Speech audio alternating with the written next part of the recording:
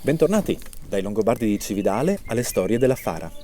Dopo la pausa della settimana scorsa, che abbiamo dedicato a una storia piccola, torneremo a parlare di grandi re. Parliamo di Autari. Autari fu uno dei più famosi re dei Longobardi e decise, a un certo punto della sua vita, che aveva bisogno di una sposa al suo livello. Chiese quindi la mano della figlia di Garibaldo, re dei Bavari, nostri vicini. Garibaldo acconsentì, ma Autari temeva di non vedere la sposa prima del matrimonio e sostanzialmente di rischiare di avere un matrimonio infelice. Allora organizzò un piano, spedì un'ambasciata in Baviera.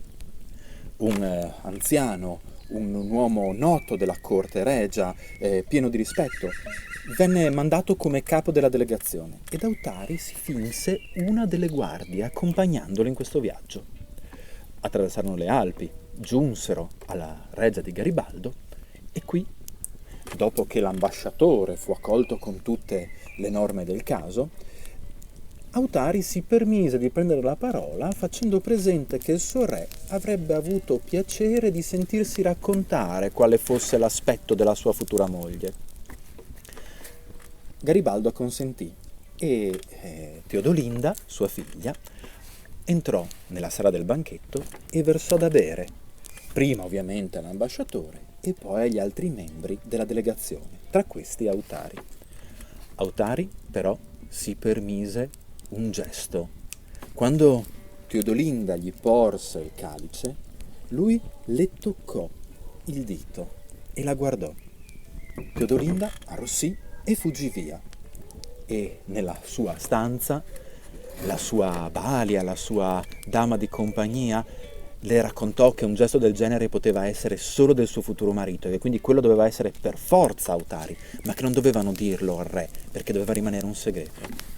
Autari, in cuor suo, era molto soddisfatto di quello che aveva visto e si era già innamorato a prima vista di Teodolinda. L'ambasciata finì e decisero di tornare verso l'Italia. Autari però era pieno del vigore della gioventù, dell'entusiasmo per questa nuova sposa che aspettava con impazienza e quindi arrivato al confine fra il regno dei Bavari e quello dei Longobardi non resistette più, sentì il bisogno di dichiarare la propria identità. Si alzò quindi sulle staffe, era a cavallo, estrasse una piccola ascia come quella che potete vedere dai nostri piedi e la lanciò piantandola nell'albero che segnava il confine fra il legno bavaro e quello longobardo. Si girò, guardò le guardie che lo accompagnavano e disse: così colpisce Autari, re dei Longobardi.